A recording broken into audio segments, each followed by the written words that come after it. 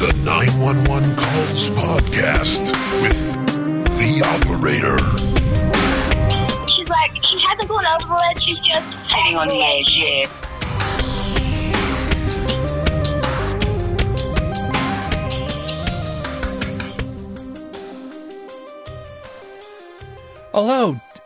Hello, Jessica Luann. Luann? Last name, I don't know. What's your middle Like name? the most generic name. I'll tell everyone my address, too. No, don't tell us your middle name. Don't tell us your middle name. It's very generic. It's Marie. It's like the most 1990s name, Jessica Marie. Goes right. I think it fits you well. You know? It's better, like, it would be weird if... I'm called Jennifer a lot. Do you have a name? Do you have a name that people call you instead of Sam? Instead of Sam? Yeah, like, it was weird. I don't know why, but when I worked at HP, a lot of people called me Samo. I don't know why. Like, I think my manager maybe called me that one time, and everybody just started calling me Samo. No, I don't really. No, just Sam. Jennifer. Always Jennifer. They call you Jennifer? I couldn't tell you how many times people call me Jennifer. Really? All the time. That's weird, because you don't look like a Jennifer. And also, Jess or Jessica is not a hard name to remember. No, exactly. That's weird. So, anyway, hello there, operator. Here's a question. Do you know any women who have a male middle name?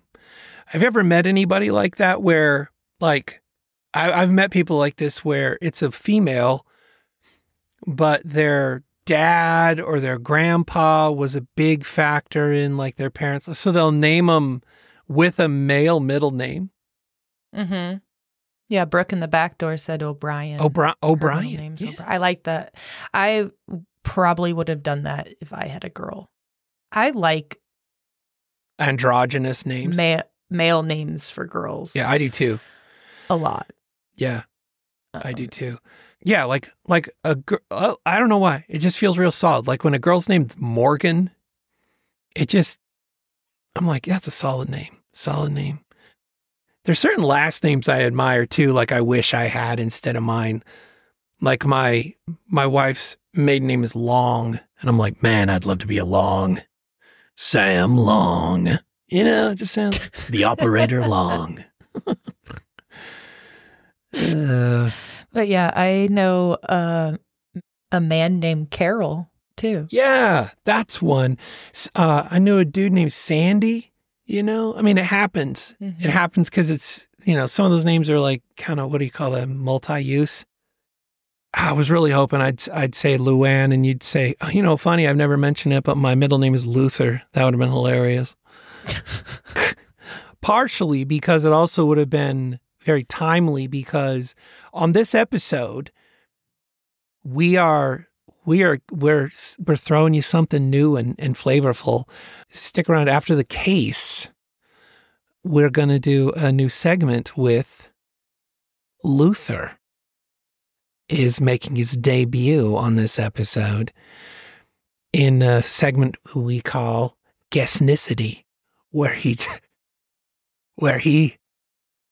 shares some crimes and then we have to guess the ethnicity of the perp. And I love it. It was so much. It was the most fun I've had in a while. A very long time. Yes. Yeah. So I'm excited. You're excited. Some of you don't like change. You're not excited. We're going to get through this together, everybody. Okay. All right. I can't remember, and I didn't want to let it pass by. I could not remember if we had bragged on 911 about our latest bright and shining all-in-wonder at 11:59, Chase Ellerman with his... It's not the latest. He's always been the shining star. Well, yes. It's just the world is noticing now. That's what I'm saying. It's like a band. The world. Band shows up on a late night show and they're like, you just popped onto the scene. And like, well, we've been doing this for 12 years on the road, but yeah, okay. But anyway. I've been working my ass off. and finally made the charts. So we found out recently, Chase has charted. Charted? Across the world. He charted. Chase has charted. Chase's show, Almost Fiction, is in the top 200 of like 7 countries, which is wild. Like, just to put big countries, the United States, Canada, Australia, New Zealand, Sweden. It's crazy. To put that into context, 911 isn't even charting. Hasn't for a while.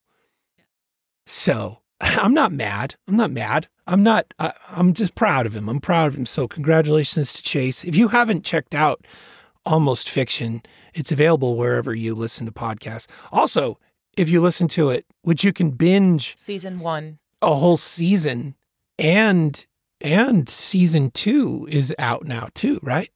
Yeah. Yes. So you can binge a season plus some episodes. And if you don't have enough, come over 1159 Plus or check us out on Patreon, where we have some plus episodes of Almost Fiction as well. And then you also can check out his other show, Tethers, which has finished its first season and is winding up to pitch us a fastball of season 2 soon. No expectations set, Chase. Don't worry about it. Super excited about those, though. So check those out if you have space in your heart and in your earballs. And you know what? This may be the moment where you assess your current lineup, your current playlist, your current show list of shows, and you knock one of those shows out of your playlist to make room for Almost Fiction or another show. Now, the only thing I would say is probably try not to knock out this show to make room for, you can, it's fine. I don't care. Go ahead. I mean, he's got a banger going, so you'll appreciate it either way, whether you ever listen to me again or not. So good job, Chase. Congratulations on that. Okay. In the uncut, we did a couple things. One, we went through each other's Instagram saved feeds to get a little insight into what kind of people we are. And it was interesting. Jess is played out like something from America's Test Kitchen. And mine's all over. Mine's kind of an embarrassment. But that was fun. I thought that was fun. Oh, I forgot to tell you. If you listen to these and you think, Jess is, I can relate with Jess. You may also be relating with my wife, and my wife is currently hooked on watching videos from Instagram accounts where people either clean rugs with like a carpet cleaner or power washing things. She loves power washing videos. Love it. She'll watch them all day long. I don't know. I was just saying yesterday, the weather's about right that I can get the power washer out. But you also said stuff. That your husband has gotten after you because he says you're about to ruin the cement because you've over power washed your cement. Yes. That's a lot of cleaning. So. All right. And then in the uncut, we shifted gears to intrusive thoughts, and we covered some intrusive thoughts that we have. Everything from, the Final Destination freeway intrusive thoughts to hucking ourselves off the upper story of the mall and on and on and on. But that plays right into this episode because this episode is an intrusive thought that has come to life. So let me give you a little bit of background on what's going on here. We got 2 main characters. We've got Shannon. This is all happening in Australia, by the way, okay? So we have Shannon. She's a mom with a no-nonsense sense of adventure that could rival Crocodile Dundee. And Trinity Bennett, a 13-year-old, her daughter, who's probably more responsible than most adults I know, and you'll come to find that out. So they're cruising around near Buchan, which is in Australia. And they're doing the windy road thing. They're just getting the scenery in and everything. Just 2 gals living their best life. When Shannon, the mom, decides, "Hey, let's check out this cave. Look out here. On this side of the wet road, above this cliff. Classic mom move, right? Let's stop and see what's going on. Was that Australian Janice? Yeah. Oh my. Yeah. That was our Australian Janice. I'm going to kill Janice. Funny that you mentioned, because she has the same name. It's still just Janice as well, but they call her Australian Janice. Even in Australia, they call her that. That's what's weird. So they go to see this little scenic outlook. They pull off to the side. They're looking at, little did they know that this situation was about to turn this day upside down, quite literally. These two had a Batman and Robin kind of relationship. You've got Shannon, who's always on the lookout for adventure, and Trinity, who's ready to spring into action at a moment's notice. They're not wearing capes or tied underwear. Maybe they're wearing tied underwear. I don't know. It's not part of the story. Stop asking. Okay, play the call. Okay, they shared more than just a car ride that day. They shared an unbreakable bond. So the day was set for a scene straight out of Mad Max scene of the movie, a popular movie with Australian actor Mel Gibson. It had been raining, making those road edges as trustworthy as a tam-tam on a shit-hot cooktop.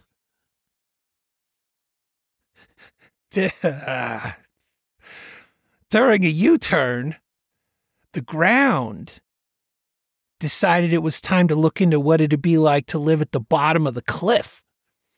And the ground under the car started giving way. Sam. What? What? I'm trying to make this poetic.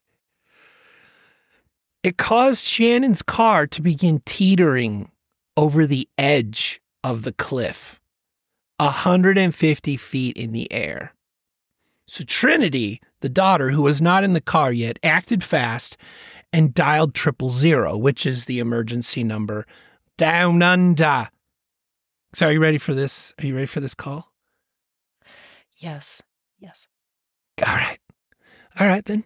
Here we go. Emergency services. Can I please have the fire brigade? Here to where? What's your address? When you...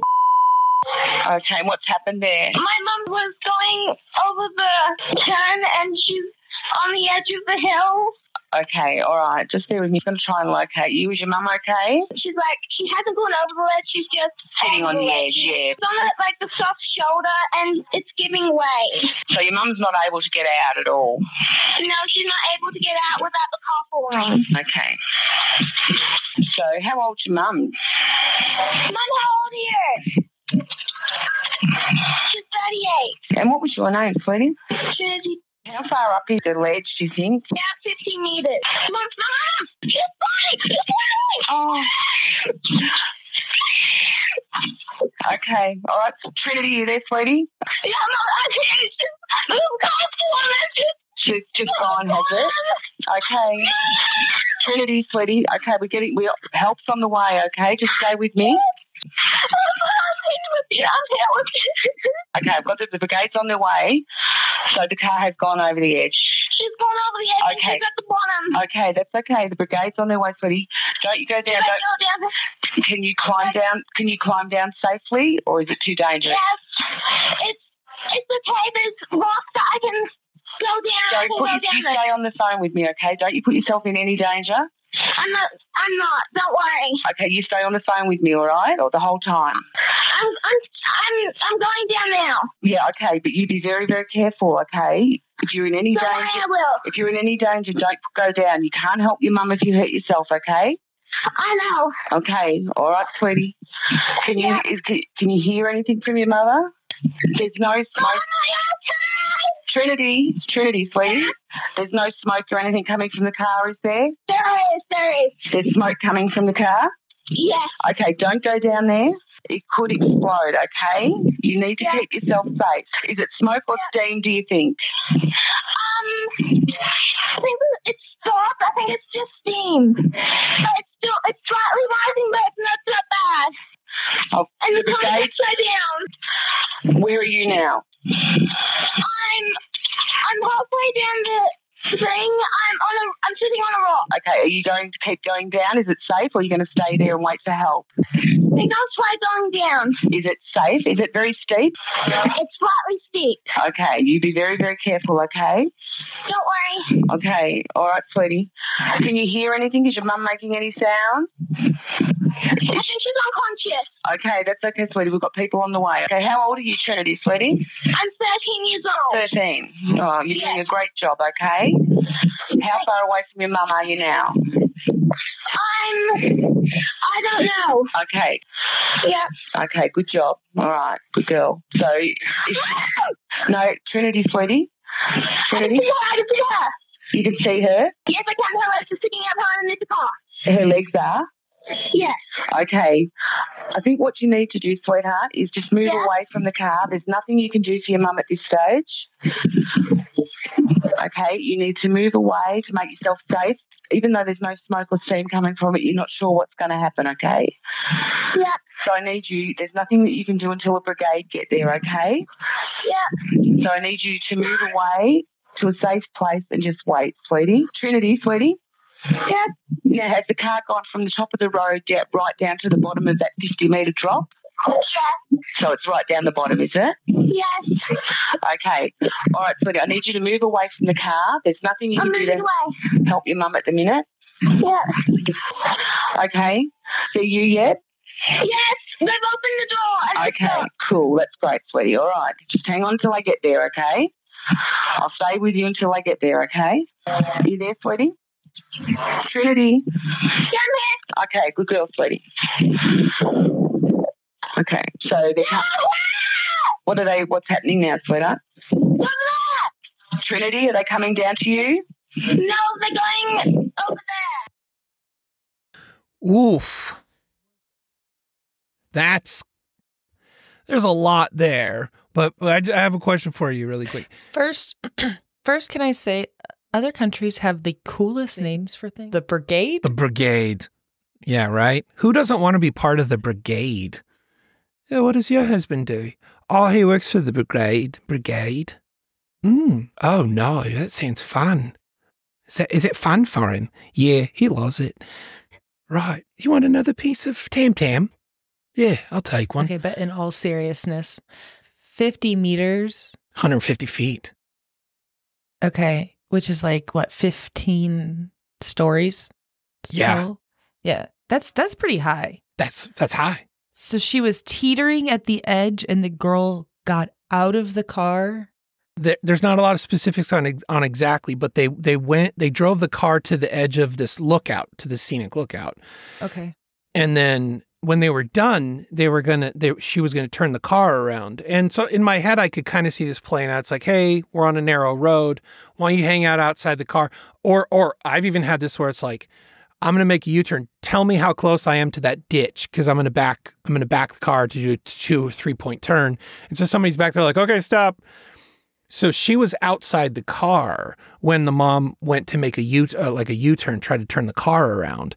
And she ended up on the edge of this outlook, this cliff area, in unstable ground. And then all hell broke loose. And then the car went over. Which leads me to my question. What do you think Shannon said when her car started rolling down the cliff? Ads.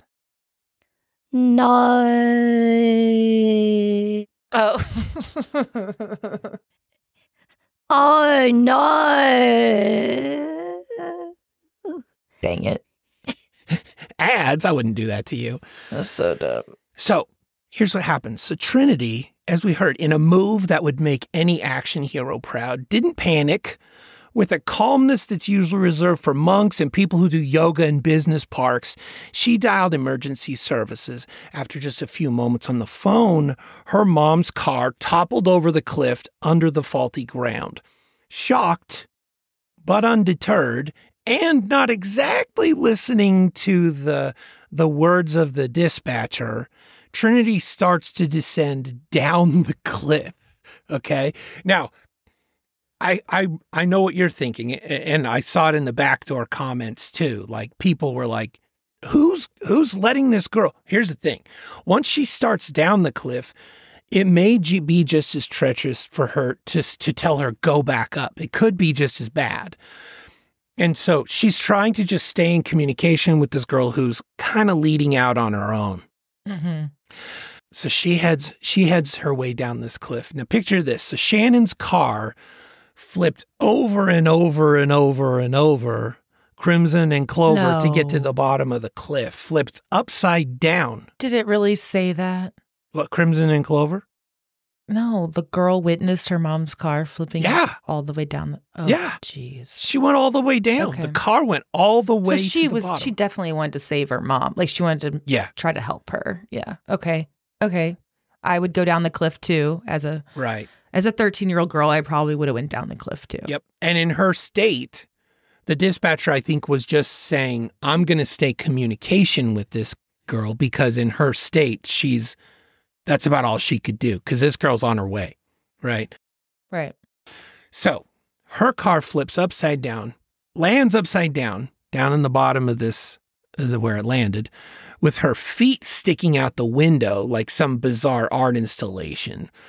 Trinity, meanwhile, is on the phone with emergency services, scrambling down a 150-foot cliff as if she's in her own action movie, except it's real life, and she's not only the hero, but she's also the director in this case, and the stunt double, and lead actor all in one. So, okay.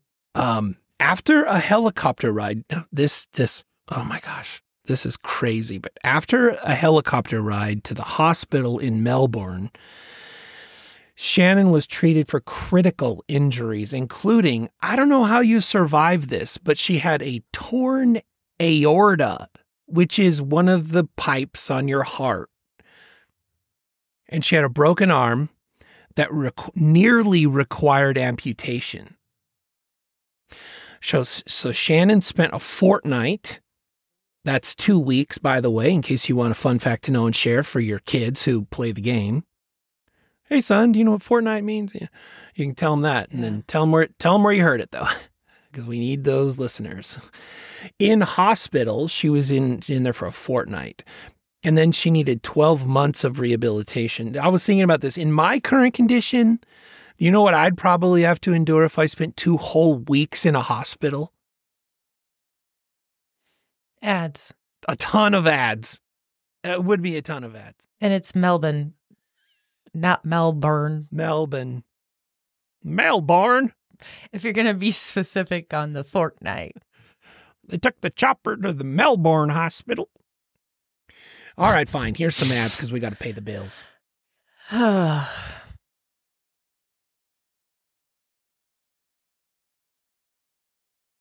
we're back. Trinity, in this case, she didn't just get a pat on the back. She actually got a bravery medal, a commendation for brave conduct. By the way, one of only 24 people to receive it in 2021 throughout all of Australia. And she also got the title of Junior 000 Hero. Not bad for a day's work for a little girl. So personally, I think that road should be renamed. Yeah, I agree. I would rename it Funny Road because it's always cracking up. I would say you probably shouldn't make a U-turn there. You would put a sign up that says no U-turns. Yes. Do you like my idea? Guardrail. They're renaming the road Funny Road?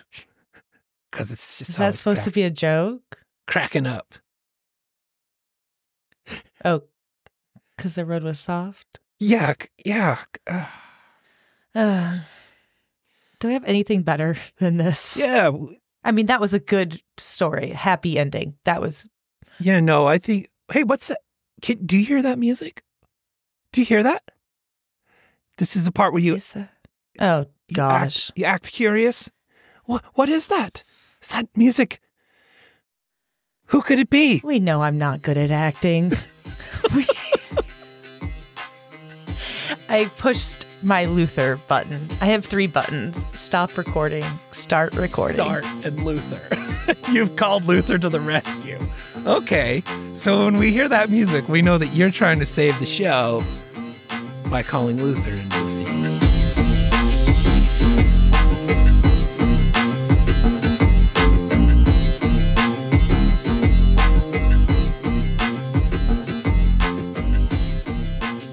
Oh, hey. Hey, look, it's Luther. Hi, Luther. Hey, it's about fucking time. I mean, I've been trying to get on here forever, man. And like, good Lord, you got people in the Never Daily asking for me and all that. And you finally just decided to have me on here. I appreciate it. I got to tell you, Luther, every day I am like, Jess, where are we at with the Luther thing? I'm like, Jess, where are we at? You're going to put this on me. I mean, there might be like 1 or 2 days where I skip saying, Jess, where are we at with the Luther thing? But the law.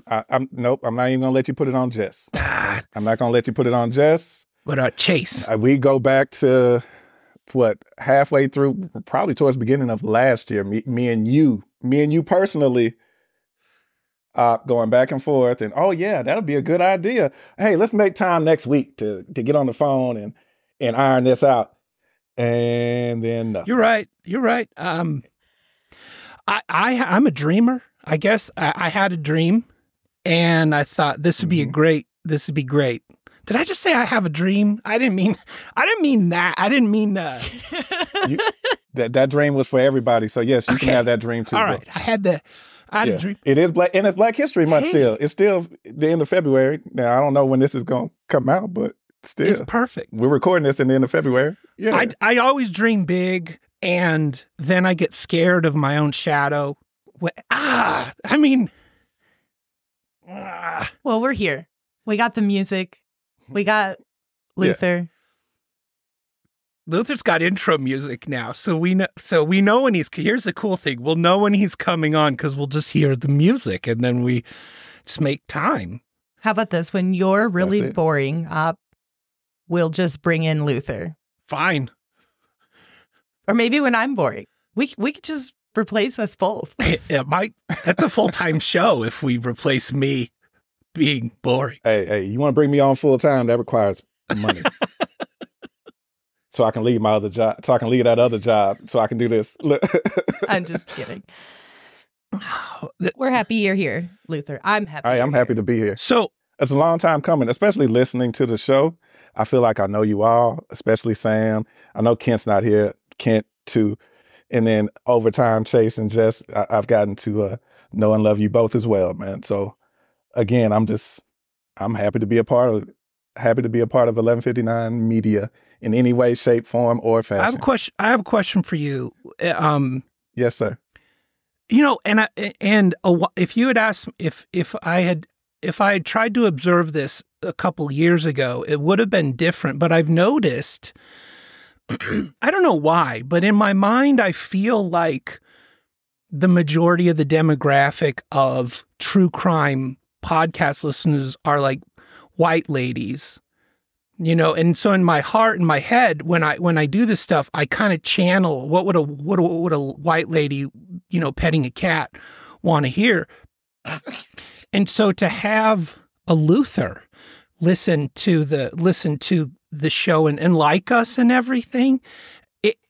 Yeah. My question is this: do you catch any judgment or a side look or anything when you're like, hey, I listen, there's this box of crackers that I listen to and it's good?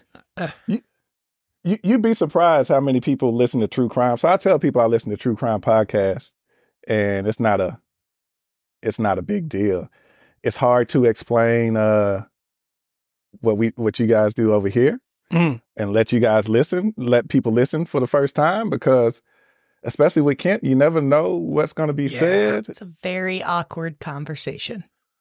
At another time, I might have to tell stories of me trying to let people listen to a 911 Calls podcast or a True Crime Kent, and you guys said some off the wall stuff, and they're looking at me like, "What are we listening to?" Well, it's good to know. I mean, for me, it's good to know that, because I have had a pretty narrow view on like all I can go off of is like our data. and it doesn't tell it. We don't get racial data. We don't race profile, right. Or at least Apple doesn't. So I don't know, but it is kind of fun to think that, you know, we're accepted within so many communities, and that's fun. Oh yeah. But depending on what they listen to, you can be kind of problematic. Now, that's a thing I heard. I believe you've and maybe we'll be able to cover some of this at some point, but I've heard you've kept a list. So I'm guessing it's a really short list, but it's a list of things that I've said that may need to be addressed. So we could cover at some point some things. I wouldn't call it a list. Some of it's in my head, some of it I have written down just to talk about. Maybe if I had an opportunity to sit you down and be like, hey, this is what you could possibly work on. Okay. It doesn't have to be on the podcast either, man. We can just sit down and I can tell you like, hey, you fucking up here. Well, I'm open. I'm open to it.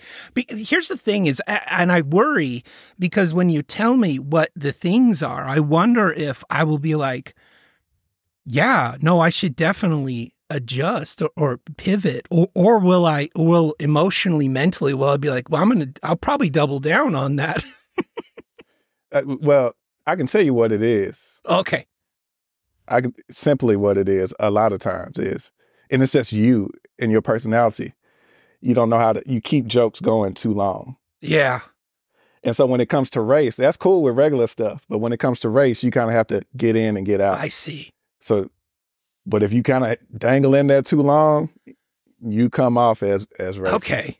Well, that's good. That's good. See, and that's good to know. I mean, I get hot about topics. Like I think on the Never Daily just recently, I went off on the presidential election, and I went on way too long. And usually I can big gulps.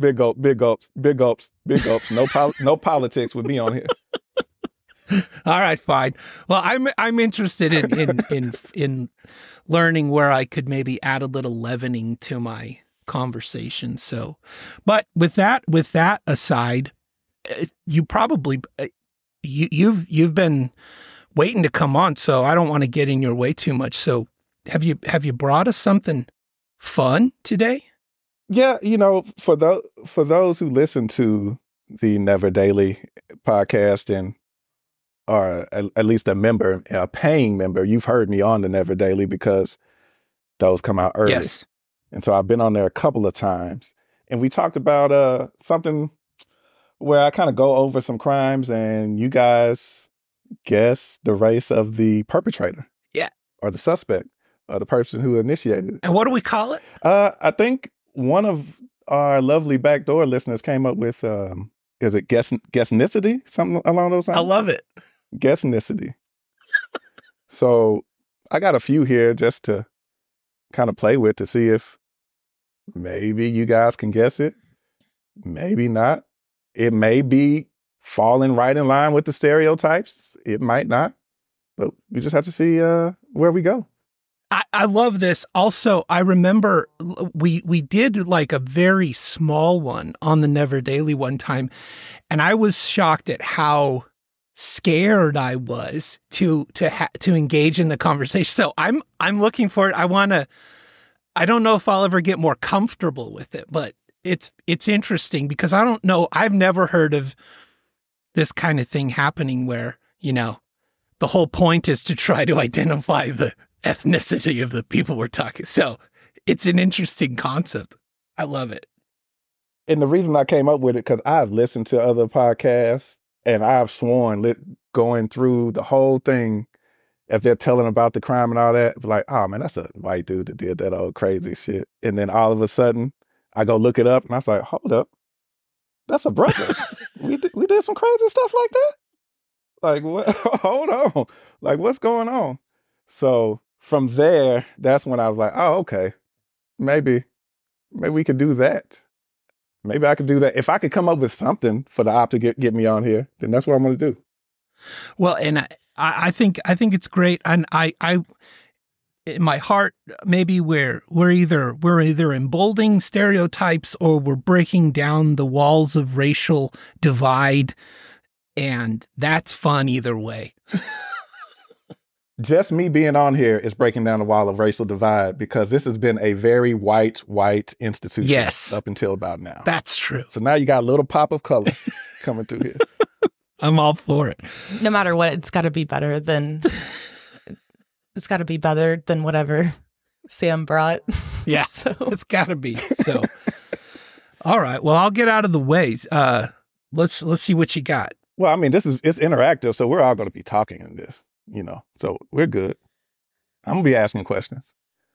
All right. Hey, and this is not, I know I don't run anything here, but I know Chase is back here too. If Chase wants to jump in and kind of help play along too, I really don't care. Yeah, I would say I encourage anyone that's on the camera to join in the level of awkwardness that's about to ensue. So I'm good with this. Mm-hmm.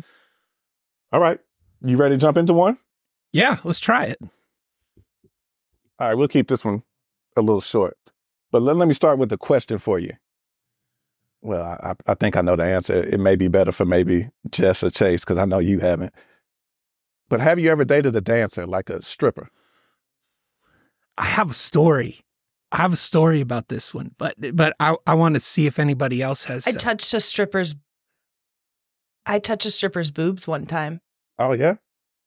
And my husband told me you're not supposed to touch them. I didn't know. Yeah, that's about as close as I've come to a stripper. Supposed to limit your touch a little bit. No, wait, I have a question about that. You said plural. You didn't say boob like you just oops, sorry about that. You said boobs. Oh, you did the whole double hand thing. She had her nipples pierced to be. Yeah, she had her nipples pierced to be. And so you want to see what that was like? I don't see what that be like. That was you? It was like 3 a.m. It was very late.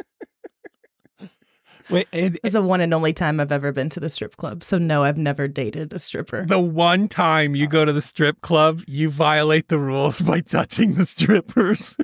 Yeah. That's amazing. But they tend to let the women get away with that. That's what my husband said. Because he's like, you really shouldn't do that. And then she was like, no, it's fine. It's just you can't. And he's like, there's a giant bouncer over our shoulder. Yeah. Yeah. In my 20s, I was in the strip club a lot. Dancing, making a little money. No, I wasn't dancing. No, I'm playing. I wasn't dancing. That would be so interesting. You got stories then. Yeah, no, I wasn't dancing. But I was like, I believed you. I used to. No, I have stories. I used to go to the strip club a lot. Okay. Probably kind of sad. I used to open the strip club. Used to be there like 11 o'clock. Me and my partners for the free lunch. Steak. And the free lunch would be pretty good. But anyway, we didn't got off topic. It's easy for us to get off topic with you, it seems like. But for this one, this incident occurred 2023, last year, July 24th. So it's a gentleman we're talking about. Him and his girlfriend have been dating for about 7 months. Okay. They separated, and it had been about 2 weeks. In that 2-week time, he had moved all his stuff out of the house, and he went to call her up, and she wasn't answering the phone. And so he kept calling, didn't answer. So, what would a guy do when your ex-girlfriend ain't answering your calls that you still feel kind of close to? You just gonna go over there, right? Right. So he went over. So what? It was 1 o'clock in the morning. Doesn't matter. Oh. And he broke in. Oh. Broke in, went through the house looking for her. She was there. Well, he knocked on the door first. Nobody came through to the door. And then he finally just broke in through a window. Once he was inside, he found records showing where his ex-girlfriend that I think he was trying to get back with had been dancing. She's a stripper at a strip club now. So he got a little upset about that, choked her for a little bit, and then bit a piece of her nose off, disfiguring her face. Oh, okay. Was he on drugs? He was not on drugs. At least it didn't say that he was. He was not on drugs. Okay, so this was a crime of passion. So what race would be upset about his woman becoming a stripper, or his ex-woman becoming a stripper, to the point to where he choked her? It says choked her about 10 seconds before releasing his grip. He said the victim tried to open the front door. He allegedly grabbed her by the face again and bit her nose, a chunk of her nose off. Okay. So I've got a couple details here that I'm tracking. They'd been dating for 7 months. Mm-hmm. And so I don't think you can I don't think there's any meat on the bone for generalizing racial stereotypes based on how long someone's been dating. Here's a thing though. Nope. That I'm thinking is so she wasn't stripping while they were dating. I don't think so. No. Mm-hmm. Okay. My thought is it seems like a weird rebound to break up with somebody and then just start stripping. So my feeling is maybe this person's done it before stripping. So let me ask you this, because this is I'm gonna talk to you like I talk to you through the radio speakers, right? Even though you can't hear me. What does that have to do with their race? It doesn't. I'm trying to see if anything rises to the top as I'm talking. I'm super scared first. So, okay. So there's no meat on the bone. 7 months. They've been separated for 2 weeks. She gets into stripping. Apparently, they're in that window of time. Yeah. So, reading here, it says he found documents showing either she is working now as a stripper or she has applied for a job. Okay. I'm guessing those documents are in her house or her domicile. Correct. He broke in. Correct. That's what I said. Yeah, that's what I said. Now, here's the thing. Yeah. Here's the thing. I'm going to say that breaking into your girlfriend's house sounds much more like a white person thing than a black person thing, because the optics on breaking into somebody's house, from an emotional standpoint, sounds a little more like a white guy thing. Like he's emotionally unhinged, so he breaks in for that reason. And then let me say this. There's more than just black and white people in it. Yeah, okay. All right. Okay. You're right. So if we're... Thank you, Luther. The entire time I'm sitting here thinking, if you asked me, like, you finished the story, then you'd be like, okay, what do you think? I would say, I think he's Asian or white.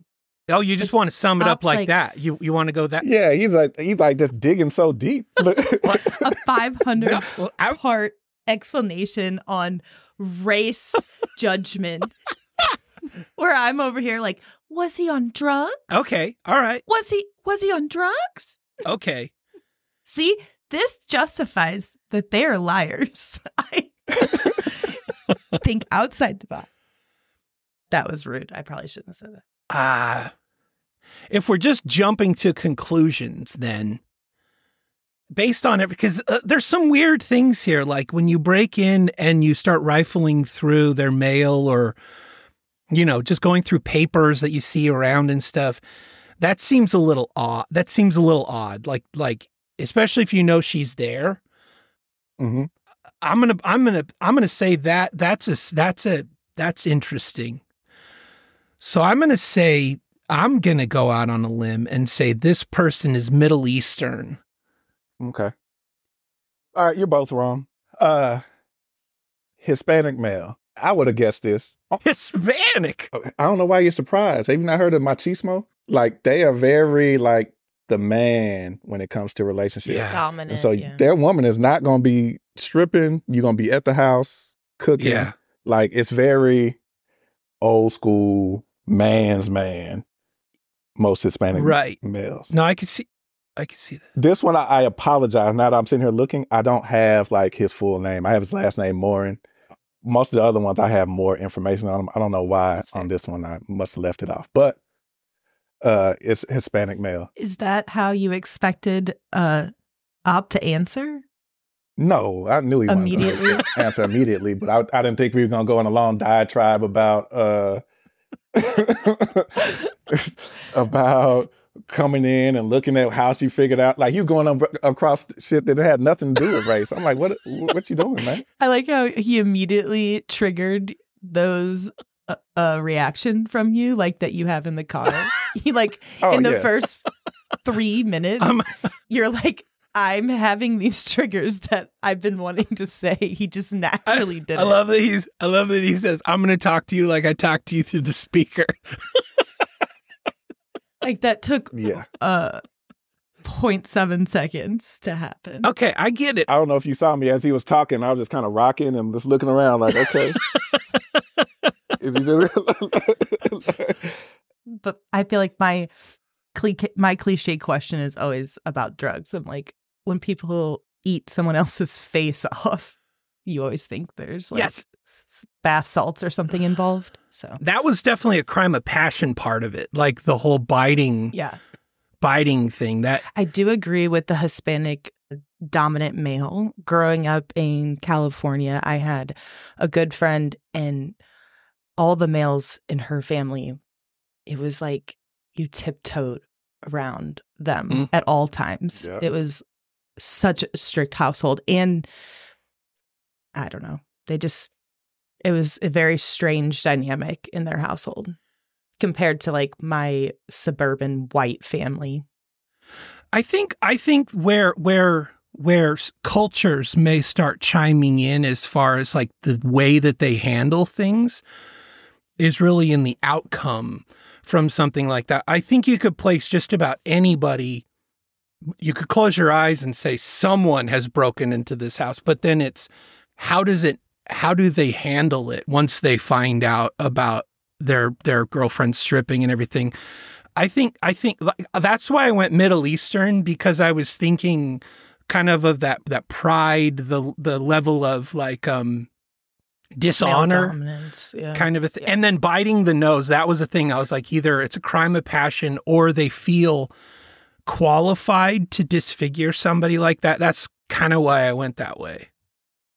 I mean, well, obviously it's a crime of passion. It was his ex-girlfriend that you know what I'm saying? So it was he wanted to, I guess, I don't know, get her back or whatever, but he wanted to make her pay once he figured out she was stripping. Okay, so here's a question. We'll end that one with this. Yes, sir. Let me throw this question at you.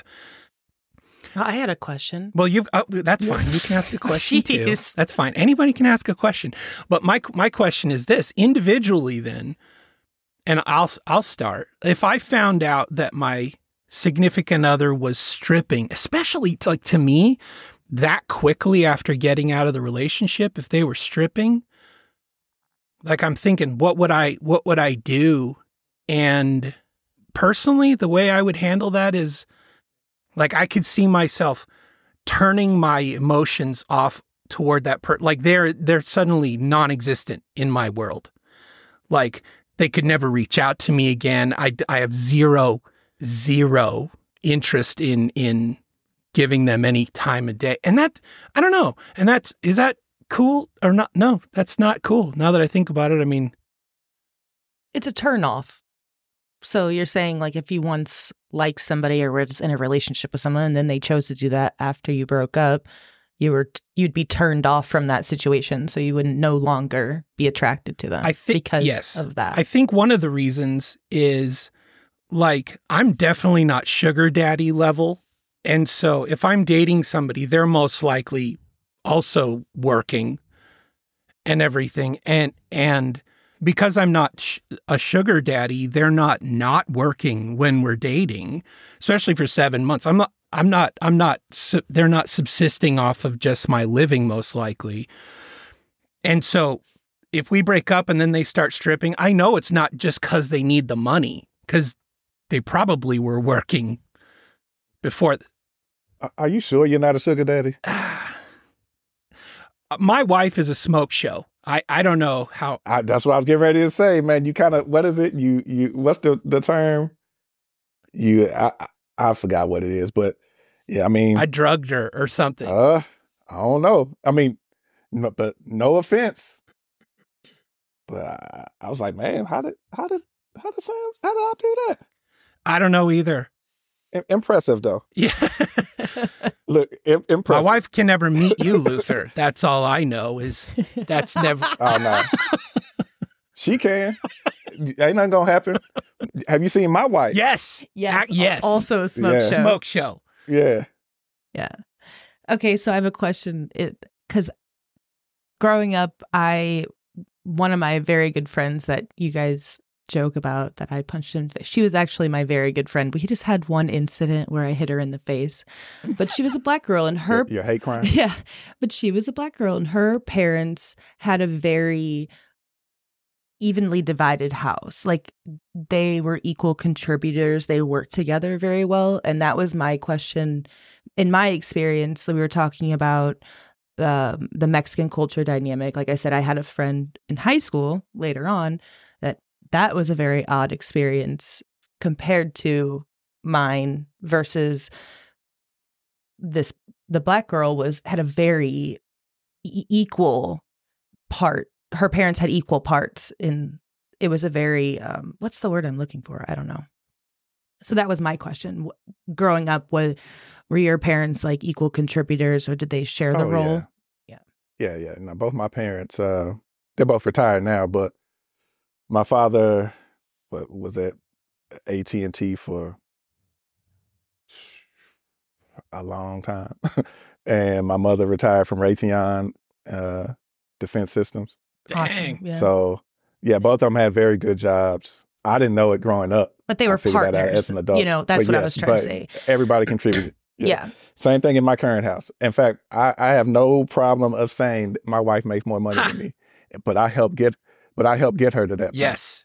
Right. So yeah, I worked to get her to that point, to start her own business and all of that. So now when we started dating, honestly, I told her, I said, you're going to make more money than me, because she had a passion.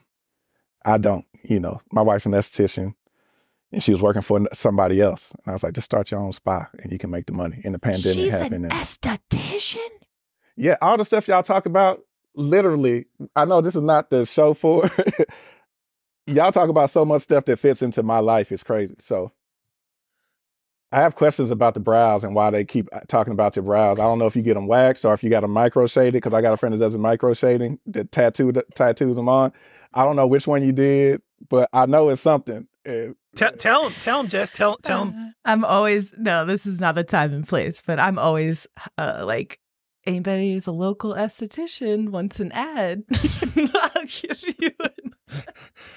Tell you what, Jess. Texas is a little far for me. If you find a oh yeah, but we do virtual consultations though. Jess, if you find a local esthetician who's willing to advertise, I'll do it. Or you know what? Find your favorite esthetician.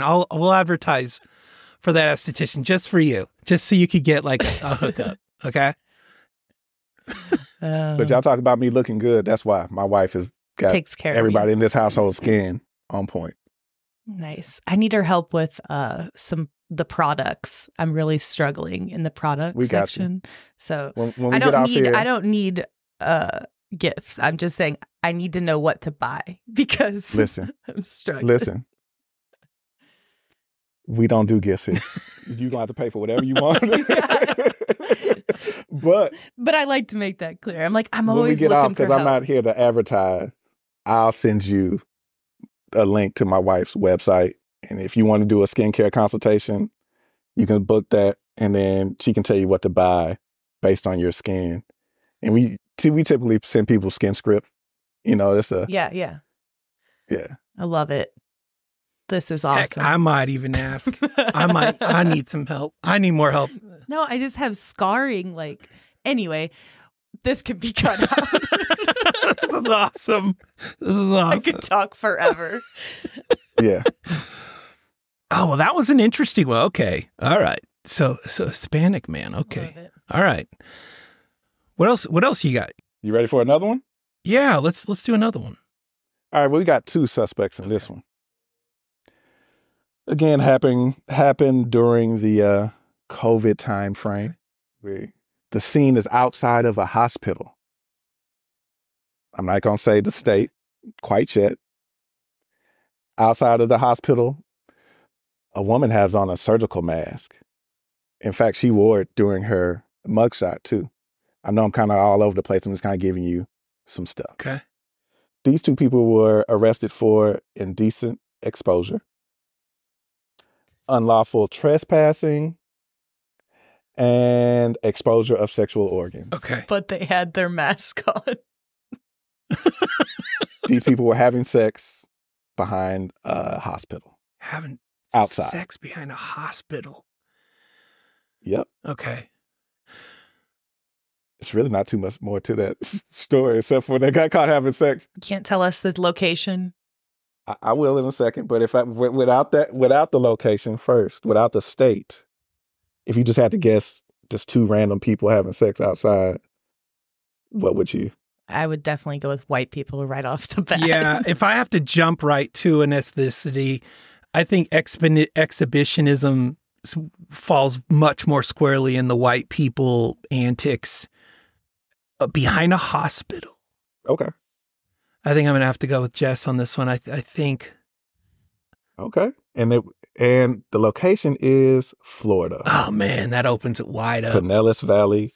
Pinellas. Okay. With the two L's. I don't know if it's pronounced like Spanish, so they got that Y sound. Yeah, I think that's Pinellas County. Pinellas. Right. Oh, is it? Is Pinellas that County. southern or northern? Because, they have a really large Hispanic population, don't they? Cubans. They There's do. a lot of Cubans Yeah. down there. Puerto Ricans. Yeah. Well, this was real short. It wasn't too much to that story, so I'll just give you the answer. The woman was a white female, so you had that correct. Okay. Crazy and the man, white bitches. black male. Black male. Was Yeah. she a prostitute? So both of them were arrested. She has prostitution on her record Okay. from 2006, though. She's older now. She's 45. Miss Anne Marie Tucker. Okay. And then 45 years old. And then Mr. Albert Singletary is 37. Black male. I'm trying to devise the situation, how they end. Like, I could see her like in the hospital visiting somebody. Things get boring, Then she ends up down at the cafeteria and she sees Mr. Man, and She's the one in the surgical mask. She wore the surgical mask in her mugshot and everything. Yes. She just pulled it down. That's so wild. I have links to all of these too, but I'm not on the computer right now, so I can send out links too and post them if anybody wants to go look them up. Okay. And do more detail. Yeah, we'll add them to this episode description. I feel like We can do that. public sex is such a Florida thing. That wouldn't happen in like Montana or something. Well, that kind where it's like tucked behind a hospital. That makes it a bit interesting. Yeah. I got another one that would be fun. It's not so much a crime, but as I was going down this whole thing about looking at race and all that and figuring stuff out, this one was Okay. fun. A man files a lawsuit against Apple claiming that he turned gay after the iPhone sent him the wrong type of cryptocurrency. Oh man, this one's it's slathered with options for generalizing somebody. The man claims that the currency known as Gaycoin was delivered to his app on his smartphone earlier this year instead of Bitcoin that he ordered. He said, let's see, he says that Gaycoins arrived with a note saying, don't judge until you try pushing him towards homosexuality through manipulation, causing moral and mental harm. He thought, indeed, how can I judge something without trying it? So he decided to try same-sex relationships. Oh my gosh. In his words, I can say after 2 months, I am mired in intimacy with a member of my own sex and can't get out. I have a steady boyfriend. I don't know how to explain it to my parents. My life has been changed for the worse and will never become normal again. Okay. Oh, wow. So he's looking for 1 million in damages. Damages. That's why. Okay. So he blames a cryptocurrency on turning gay. Right. But he says it was Apple who sent him the wrong currency. Because he says he ordered Bitcoin, but he got gay coin. Now, mind you, I've dabbled in cryptocurrency before. None of the cryptocurrencies that I bought have like little tag phrases or slogans like "Don't judge till you try." None of that type.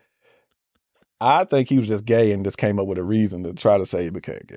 Also, being kind of a crypto dork, it's not easy to oopsie your way into a cryptocurrency. Not at all. You can't. There's a handful of fail safes that go into it. Correct. Okay. Now, the one part that stuck out to me in this one is him saying, I'm not sure how I'm going to tell my parent or explain it to my parents, which I'm sure coming out is always kind of a universal theme as far as that goes. But when you couple the stress of having to explain to his parents with this whole thing about cryptocurrency, it kind of makes me feel like it's an Asian dude. I was going to say the same thing. Close. They share the same landmass. Let me say that. I'm not going to say the same continent. Russia. There you go. Russian man. Very conservative. And being homosexual in Russia is, right? Yeah. I think, still almost a crime or very looked down upon. Which is why it was 1 million. I said he was seeking 1 million in damages. It's 1 million rubles. And 1 million rubles. That's why I just left that part off, just so I didn't give it away. I wonder how Gaycoin is doing. When did this take place? Or does it have the date? I don't have the exact date. It's since October 17th. It may have been last year. Yeah, has to have been within the last couple years. He probably didn't succeed. Yeah, no, that lawsuit. You know, he didn't win that lawsuit. Come on now, against Apple, turning you gay because you bought something on your own. Yeah, no. Yeah, you know that didn't go through. Mark. I can't even get a refund for the mine coins that my son buys. The Robux on Roblox. This is hilarious. Oh my God. No, it's the mine coins or the V-Bucks. I'm like, stop buying them. He's like, what? It's only $4.99. I'm like, yeah, but you buy it adds up 37 times. Very quickly. It adds up. Well, this is an interesting update on this. I just looked into Gaycoin to see how it's doing, and it ended up they scuttled the Gaycoin. Last traded back in October of 2019. So a little older there. A little older. Also, looks like maybe he was one of very few that invested.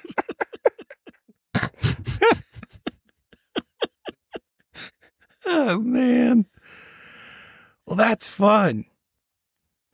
Well, I think this is a good place to close this one out. And Luther, as far as the maiden voyage goes, I think you may have saved the episode because I was hell bent on dad joking my way out of the lull in Jess's positive view of me. I'm just so happy I could help, man. Thank you. I'm here whenever you need me. Just let me know. All right. Oh, we'll need you. Don't worry. And I'll be here. Cool, that'll work. Same time next week. Hey, thanks, guys. Yep. Luther, everybody. Thanks, Luther.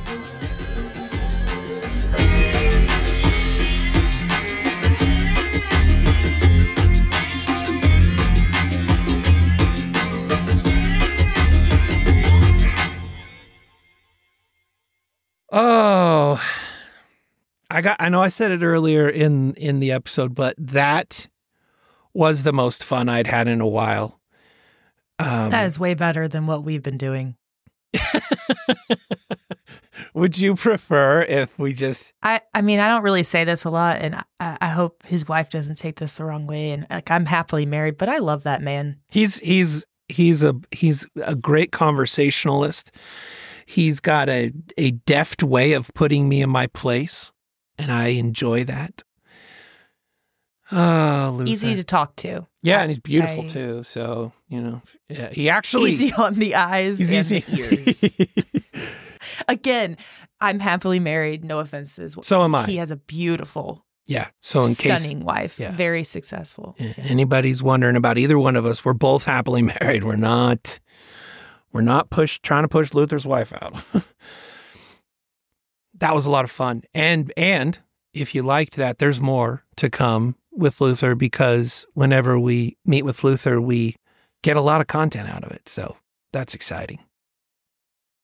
Anyway, that's really all we have for this episode. Bang it out. Oh. What? I said we bang them out. That's the wrong. I've been hanging out with Kent too much. You have. You got all these puns that are just running out. That wasn't really funny. Anyway, it was fun. It was fun. I look forward to the next one. Yeah, me too. I'm looking forward to it. It was a lot of fun. Well, let me give some shout outs for this episode really quick. Research for this episode was done by the Op. Writing for this episode was the Op. Intro music for the episode, the Op. Cover art, Op. Last minute saving of this episode from imminent lameness, Luther, with his new segment that we like to try to coin is called Guessnicity. Editing and overall making the Op not sound like a total buffoon, and host of his own shows, Almost Fiction and Tethers podcast, we have Chase Ellerman, and co-host for the 911 Calls podcast, Jessica Elaine Bosemeyer Stintinty is her real name, so don't try to find her. That's her name. Jessica Elaine Bosemeyer Stintonville. Okay. Bye, y'all. All right.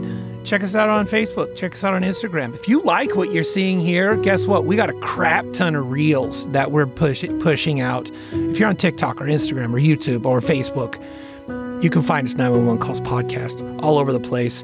And you can see our some of our ugly mugs and some of our more finely shaped eyebrows on all of your social medias. If you're not there, or if you are there and you also want something else to do, give us a 5-star review and then be really critical of whatever you think. 1159media.com, 1159plus.com if you want to hear the uncuts, or Patreon, patreon.com/1159media. And with that, I'll bid you all adieu. And I know a lot of you are probably saying, no, don't leave. But we've got to. Catch you next time. Hugs, everybody. Bye.